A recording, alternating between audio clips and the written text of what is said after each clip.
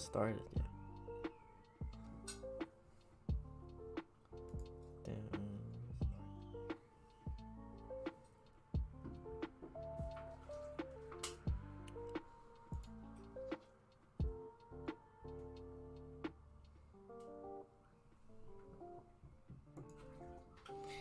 Good morning, everyone. Can we do the sound check? Good morning, everyone. I think it's working. You know they changed the YouTube since last time you were here. They have this like. They have 2 live things now. They can't see your hand. And it's way slower. I don't know why. I think I keep getting the settings wrong. Well, I can hear you, so it's fine. But it's not, like, it's like 10 seconds behind, isn't it? It was always lagged. No, it didn't. It was a lot quicker before. I don't remember that. No, you don't.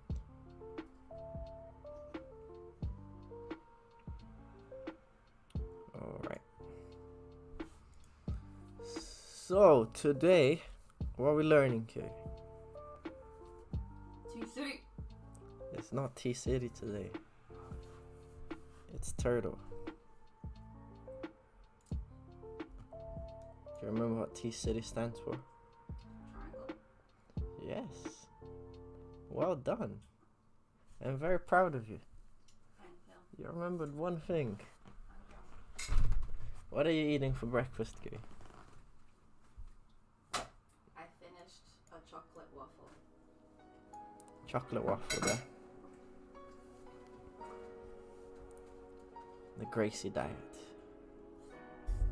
What did you have in your chocolate waffle? It was bueno. Bueno, Ferrero, chocolate, what's that thing called? Drizzles.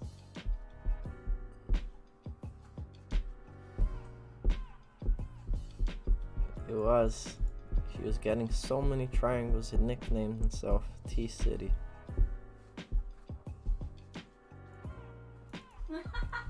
How can you give yourself a nickname? I told him he should tattoo it on his like foot. So when he locks up a triangle, it will be visible. Wouldn't that be cool? That's a cool just tattoo, isn't it? I knew someone who had like, if this was my 2 legs, right? He had a triangle on the inside of his heel. So when he locks up the triangle like this, right? You could see the tattoo on the leg like this, and there's a triangle. It's pretty cool, isn't it? No? Do you understand what I mean? Lock up a triangle, right? Here? Yeah, and you see Where would the tattoo be? Here? you put it like, bring your foot through a bit more. There, and then there'll be a triangle. Here? Yeah, there. So I guess it's only visible for you. Yeah, But you no one couldn't- else would see it. You could put one on the other side. Of the other side. But then what if you did it this way? I guess he was only good on one side. It's only good on both sides. Yes. What, you want to be a master of triangles on both sides? That's too much. Hello. Okay, let's go back to lessons. So we're doing turtles, not triangles. Turtle attacks. Is the music too loud? Oh yes, we didn't say hello to Chubby. Chubby! You wanna say hello? Come here. Fat ass. Say hello. Say where's Kuya? Let's say hello. Tell me, where's Kuya? Where's Kuya? Where's Kuya? Kuya! That's her hello. Bye. Right, now we're ready for action. Everyone said the hellos. Cool. So today we're learning turtle attacks. Where's the change? of the screen. We have been doing this in the dummy classes, so you've been coming to the dummy classes. You remember all these moves because we did like a whole month on them. I'm gonna turn this music now. It's hurting my ear. So we have these three main positions we're looking at. There should be three. There's only two here. Front head duck and rear turtle. And we're gonna look at controls, transitions, and submissions from all of those. From these two scenarios over here. Okay. I think we start off with the transitions first, and then we'll move on. But we have to have some control before the transitions. So this is how you control someone successfully. So here we have. No, these are the escapes. Hold on. Attacks, side, back takes. I wanted to do this first. Yes. Which is the front headlock control, the correct way to like maintain the position. Okay. This is where I go for my front headlock. My legs are really far back. And I'm based nice and wide on that leg. So that Kiwi can't reach and grab my legs. I have the most pressure when I put my shoulder behind her neck. And the other arm that you can't see, I'm usually controlling the triceps. But this is how you maintain a really heavy kind of turtle position on top. So there's no counters for Kiwi to do. If you do quite a good job here. Again, it's all about pressure on the back of the neck. I just get my drawing tool out.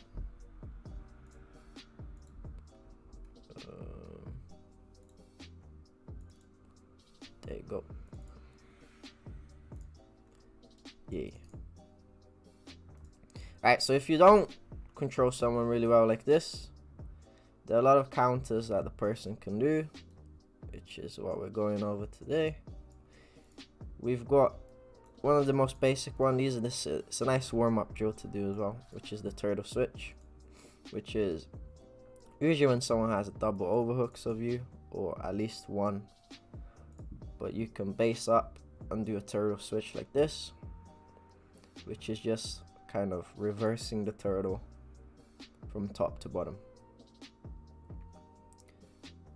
Quite a good move to do, especially if you can. The main thing here is getting through this little gap. So if someone's doing a very good job putting pressure on the back of your neck, you won't be able to do it. But if someone's sprawling like this, which is slightly the wrong way, that's a great time to go for it.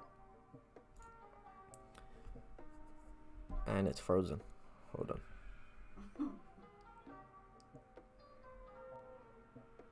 It's been freezing a lot lately here.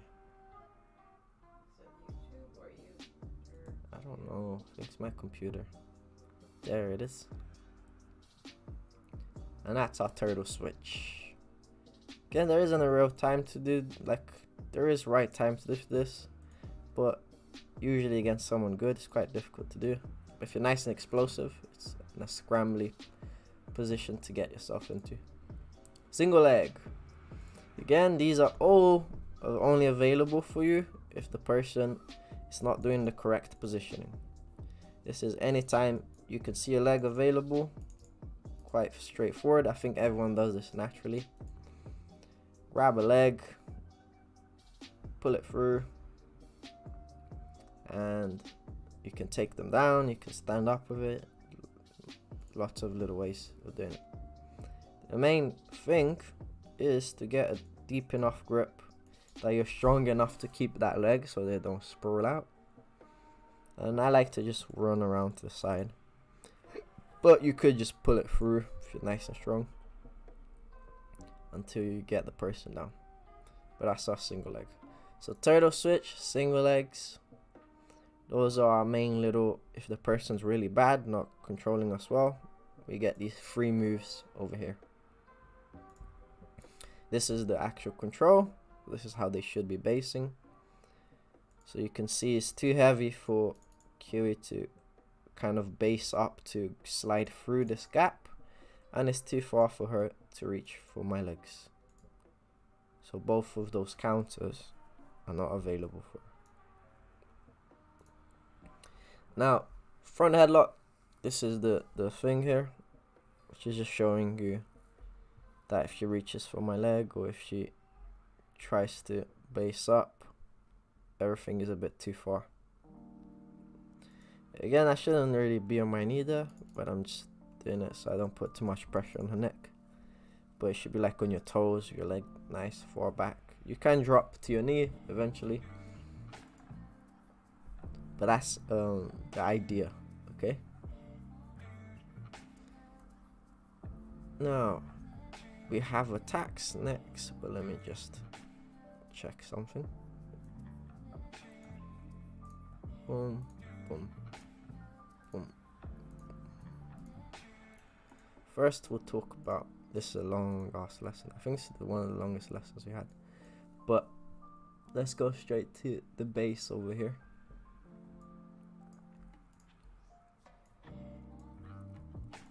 Oh, that's not the one I wanted. Never mind. So in terms of the base, we sure know how to base properly now, which is this one here, front headlock control. That's how you should be on top.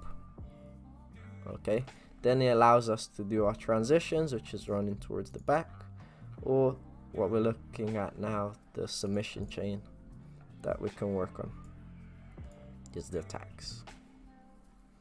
So guillotine, that's one of our first little transitions, or submission, sorry. Again, all of these are starting from that end point of control, which we had our front headlock kind of sprawling scenario. And then from our last lesson, we were trying to give indicators to when to go for a certain move. This one is the guillotine, when to go for it. And a really good time for it is when they're not too fixated on the grip around the neck.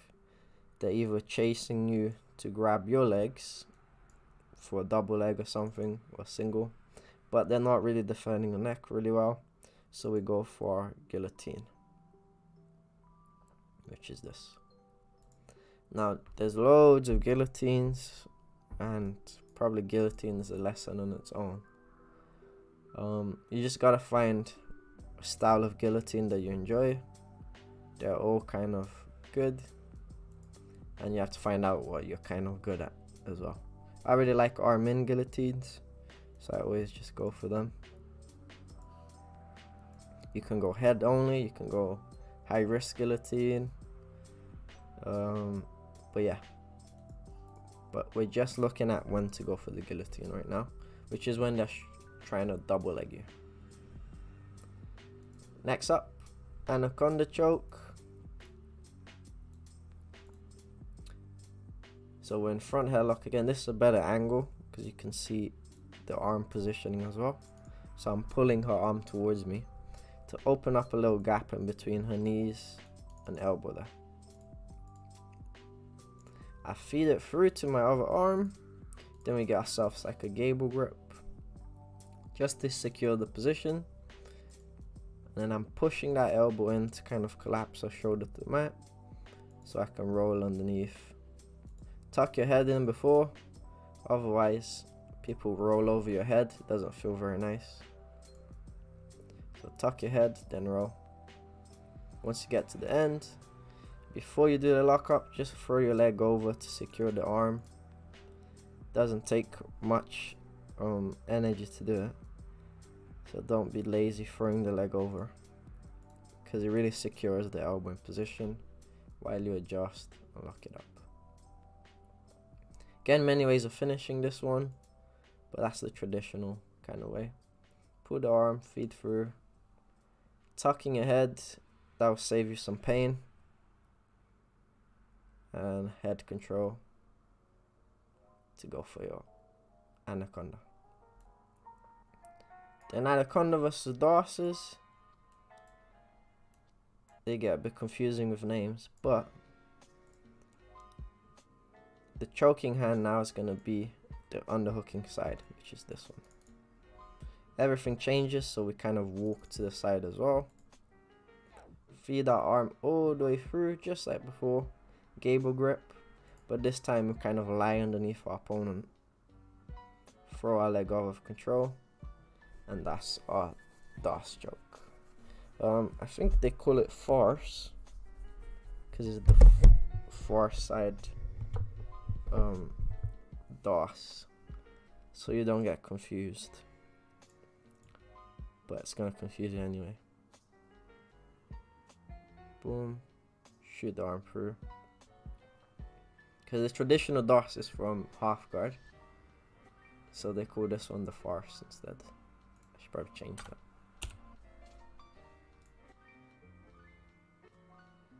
These three should kind of give you a really nice chain of moves that you can go backwards and forwards, and it's quite a nice little chain to kind of master. And then you have like little odd moves like the Peruvian choke, just this one. Don't see it very often, but it's strong. This is where you get any form of grip that you can have. You jump up and then you just pull their head off to get the choke. It's quite an easy choke to defend, but it's quite strong if you do catch it. One more time. Feels like your head's gonna pop off, but the other ones are probably a bit more secure and higher percentage. We have a Kyotera guillotine here, which is quite good as well, but it's really technical, quite hard to pull off as well, but I'll show you.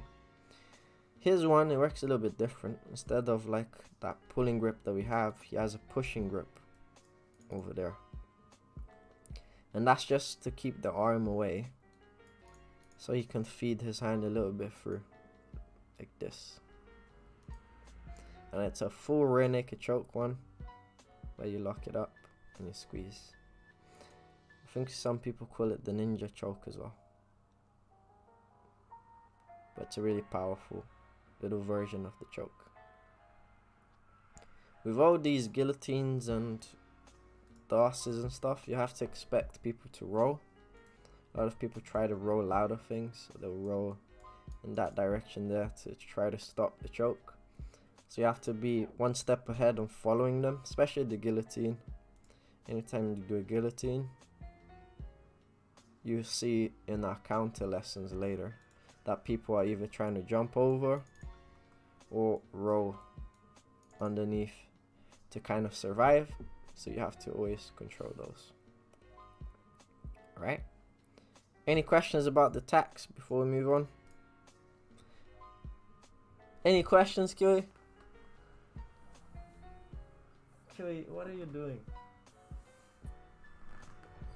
Kiwi's not paying attention. She doesn't remember anything. You only asked a question now, by the way. Yeah. Oh, okay. I'll quickly recap these. Greg looks such a concentrated student. She is. So, recapping up until now, we want to get a proper base, which is here, so we don't get single-legged or turtle switched. Then we're ready to attack. Guillotines when they're chasing our legs and their neck are free. Anaconda, I forgot to tell you guys when to use this, but it's a really good time when people start clawing your fingers off to defend the guillotine. You can switch to Anaconda. Same for the farce. They start clawing you, you switch to something else. If they fight the wrist from the front headlock, what's the response? Oh, I think I just answered it. Yeah, so that's the chain there. So usually you go guillotine. If the neck's free, they start hand fighting. Switch to Anaconda because it hides your wrist really well.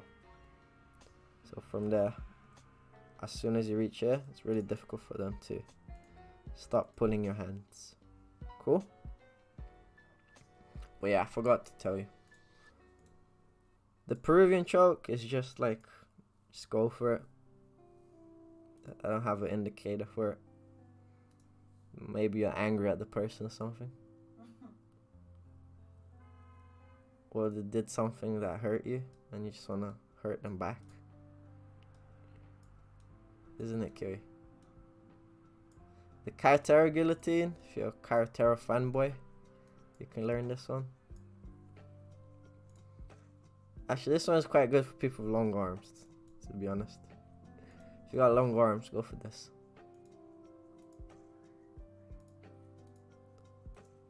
If you got short arms, it's really hard to get your arms in this little gap. But it is possible. Alright, so that recaps our front headlock chain.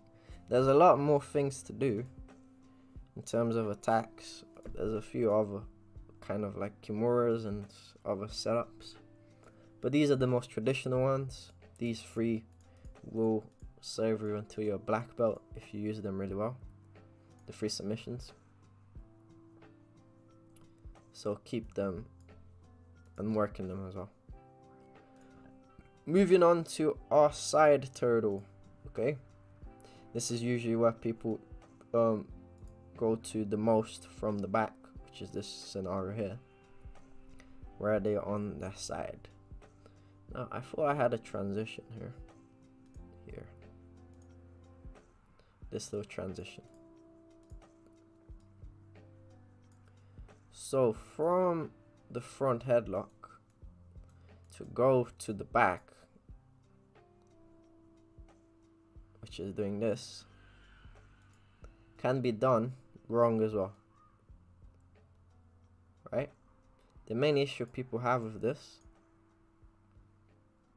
is this little move here. Just people grab your leg as you're kind of spinning around and you get caught in a single leg like this. Okay, can be very demoralizing. You're just running to try to take the guy's back and then he single legs you. So it's really important to avoid that, but doing the right control of this arm on this side here, which, let me see if I filmed it. I should have it somewhere here.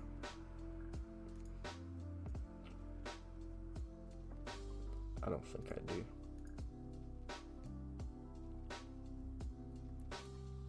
I should have had it, but I don't. But if you can imagine it. What is that? I thought I filmed it, it's not here. Avoiding, it's not here. Sometimes the clips just go missing. It's not here. It's Kiri's fault, but right, here's a better angle for it. That's the single leg, right? So when you go for your front headlock here, you need to control that leading arm, which is the arm she grabs for the single leg. So in this case, you'll be this arm. So as long as you're doing a very good job controlling it really well, by pulling it towards you, you can feed your knee through or your arm through. And that'll give you a nice clean back take. But again, you're gonna have to imagine it because I don't have a clip. But that's the idea. But going back, where's the side? Going back, we've managed to get to side and we're there. Happy days. We didn't get single legged and we managed to get into this scenario here, right? You have a couple of choices. You can look for the traditional back takes, which are these little ones here, which I'll quickly show you. We have direct entry, which is you got to the side turtle, we shoot our leg through, and we try to get our hooks. So that's your standard entry, the one that we learned the first time. Just jump over, try to stick the hook in. If you can, happy days. We have the hook entry, which we'll see in competitions a bit more, which is instead of the top hook, we look for the bottom hook first, which is this here. So this is the leg that's gonna be the first hook. Is this the same clip? I think that's the same clip. That should have been this leg in first, then that one. These are the most traditional ones. The early one, which is not showing here, it's really good when people are starting to turtle. As in, you got side control, they start trying to turtle, you throw in that bottom hook. Top hook is equally good, but it's just a bit slower, to be honest.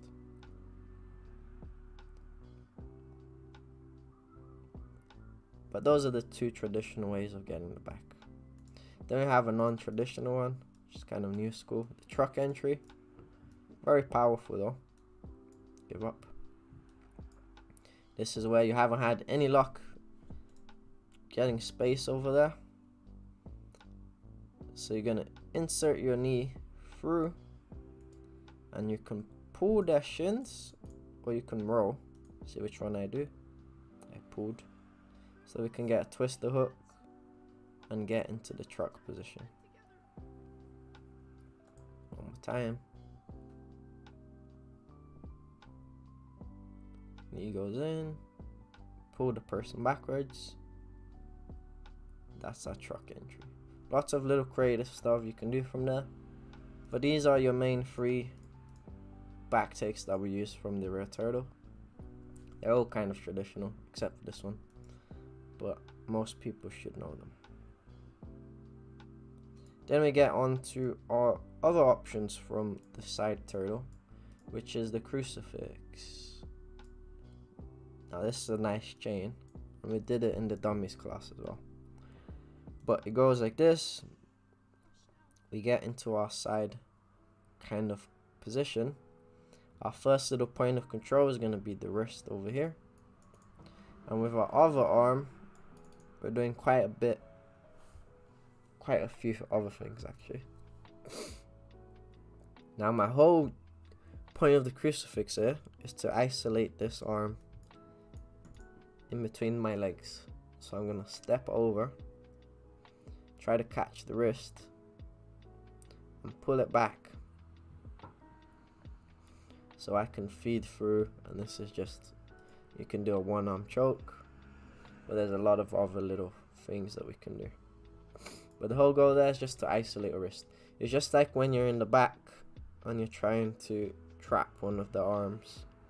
It's the same thing but from the side.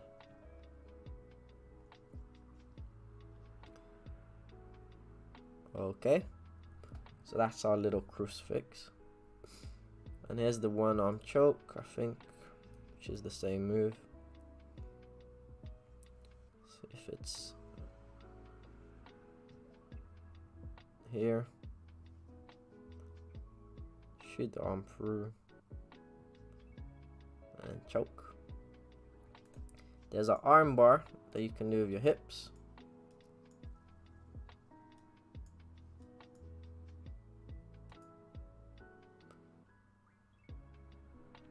Which is set up this, all of the moves are kind of set up the same way. You just try to do your best to step over this little gap so you can trap the arm. And then for the arm bar, you have to slide down and then kind of bridge onto the arm. You have to practice this really quite a bit to get used to it, because it's a feeling thing. And everyone's arm is a bit different, so you're gonna have to learn to adjust to go higher and lower so you can finish it. But it's a good move. It's kind of unexpected as well to get armbarred from the turtle. Arm triangle.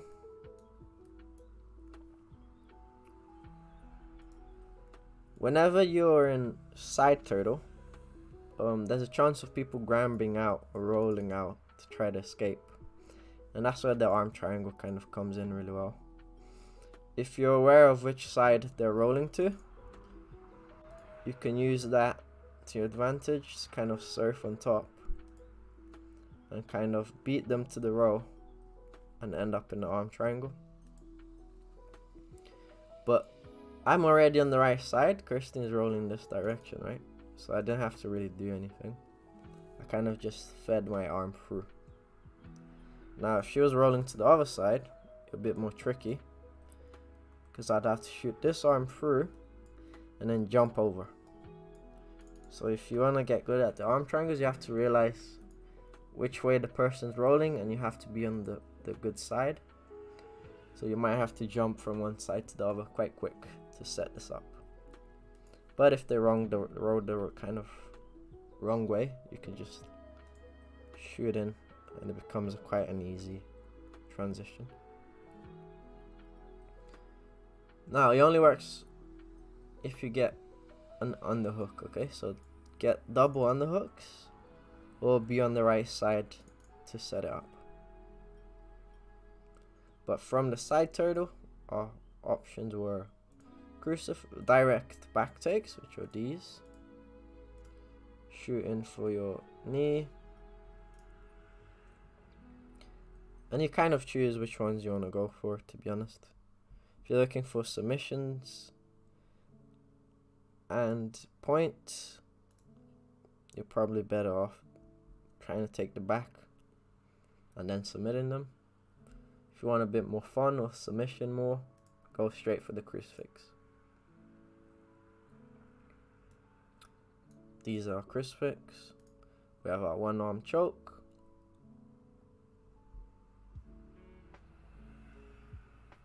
Just here.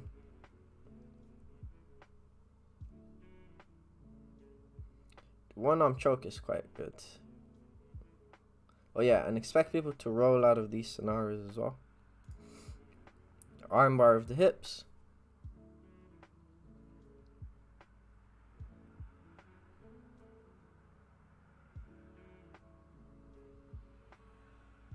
And our arm triangle.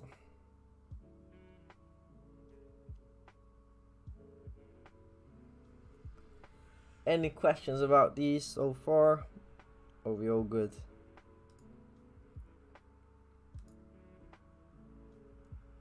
Let me just see what these ones are.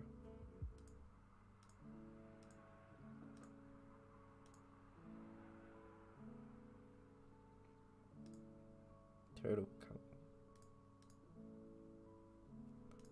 And I think, yes. So in terms of top positioning,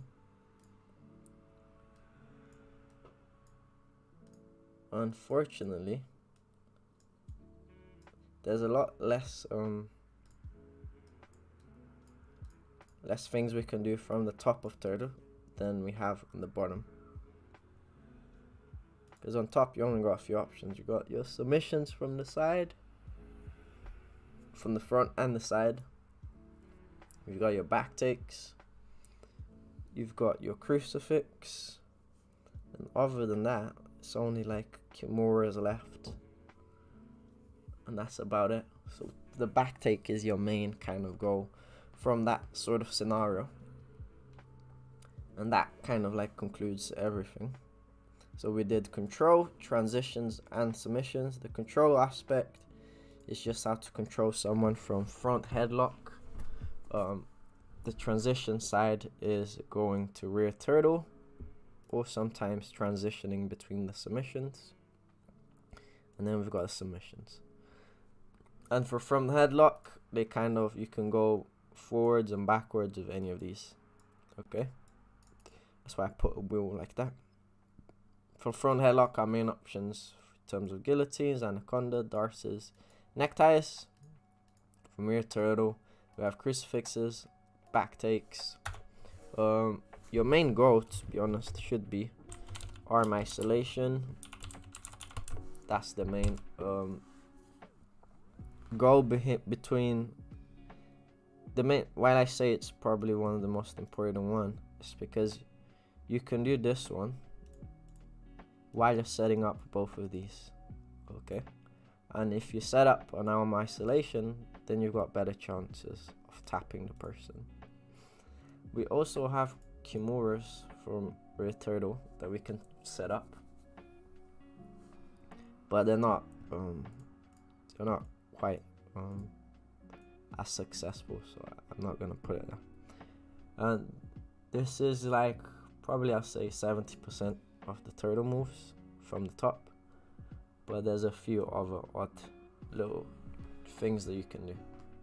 Okay, so just to recap, if we get front headlock, don't be lazy with your sprawls. Learn to position properly, otherwise you're gonna get turtle switched, or you're gonna get single legged.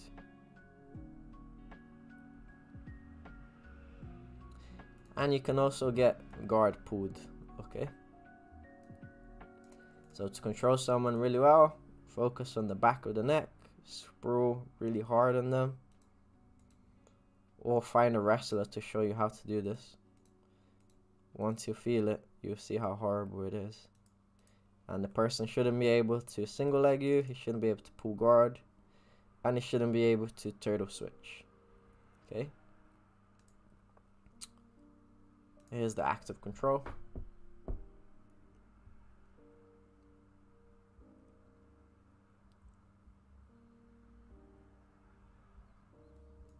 Constantly punish the person from the bottom by just using your weight.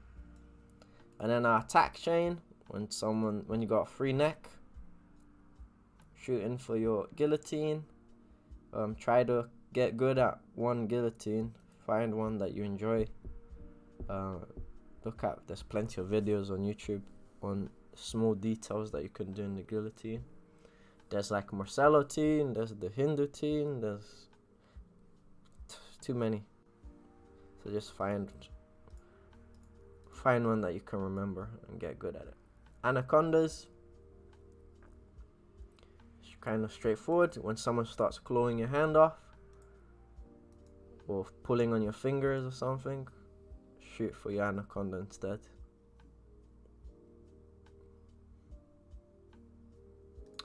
Farce choke, same thing. Shoot. This one you have to lie down. Lock it up. Let's see, Dave. When you have the chin strap, is it best to just hold that chin secure or turn the head away? It depends how nasty you want to be. A lot of people use the chin strap to like pull and push the person as well. I kind of just hold it there. But there are these wrestler moves where they're pulling the person's kind of head sideways like this, kind of twisting it. You can use it to push their head away while you're trying to transition. Yeah, if you want to be really nasty, do whatever. If the ref is not seeing, fish hook their mouth. Do what you can. Won't make you and your friends, but probably good for control. We got the Peruvian choke. This is the jumpy jump. Back of the neck. Boom. This is probably, I'd say, one of the kind of friendliest dick move that you can do. Because it's an actual legit technique. And if you're caught in it, you're always like, what the hell is that? Kind of terror guillotine for those long arm. And that's pretty much our front headlock attacks. Just so those who are wondering about the kimuras and stuff, you can picture one here. You can go for these crazy kimuras from front headlock if you can grab their wrist with this hand and kind of sit across reaching for kimura, and usually you can flip them with a butterfly hook or something. That's how I'd set up a kimura. Again, I didn't show it because it's a bit of a rounder move. I'd rather do any of these than the kimura because you're literally like losing the position to go for kimura. But if you're good at those, go for them. And which goes to our last little slice, which is the side turtle, which we're looking for crucifixes. This is another fantastic chain to learn. There's people who make their career from like crucifixes, so that's about 20 more moves from here that you can learn. So if you really enjoy the crucifix, you can find a nice little system for it somewhere. There's a lot of instructors that teach it. I didn't talk about it, but there's another type of turtle, which is back turtle. This is where you're completely behind the person. This is an example of it, which is, you see I'm kind of like behind there.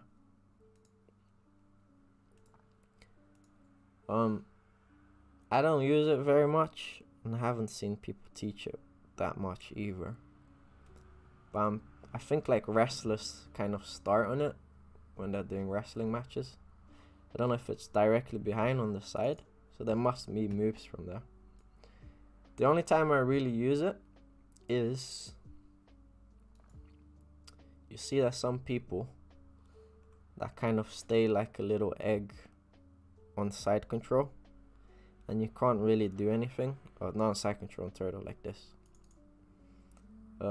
There's a little move that you can do to make them kind of engage, which is you kind of walk behind them and you kind of kneel on the back of the Achilles, and it hurts them, so they start to like move.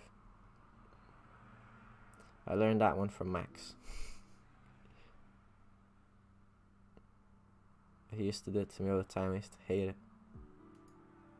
You can just kneel on them, and then they'll definitely start doing something. We have our armbar.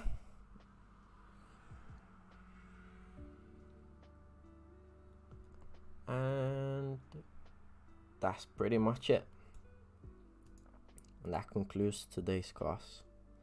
So Friday we'll do the escapes, but you can see the difference between attacks and escapes. Look at this.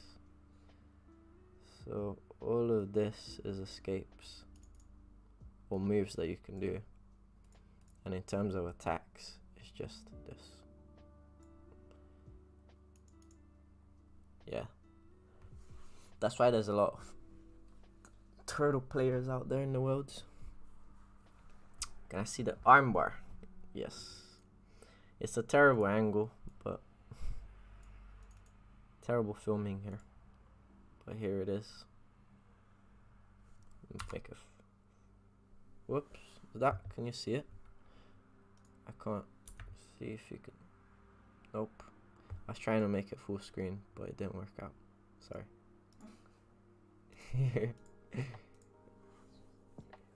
Here's the armbar. I don't really know how to explain it the best way, but you're trying to just kind of like trap it in between your legs, and then you're gonna pinch your knees really tight and slide your heel backwards like this, and then you kind of slide down until your hip joint kind of hits the elbow, and that's where you tap them. Now Kirstine's got like those crazy hyper mobile elbows, so you can't even feel where her elbow is. But against someone with normal arms, you should be able to kind of feel where there's no more kind of like extension, if you know what I mean. Because with her arm, you can just keep bending it. She doesn't really feel it. Cool. There's probably a YouTube video there that shows it a bit better, so have a look online. Because that angle's terrible. Alright, any last questions? And expect them to row when you do that armbar. And you have to row with them. Kiwi, what did you learn today?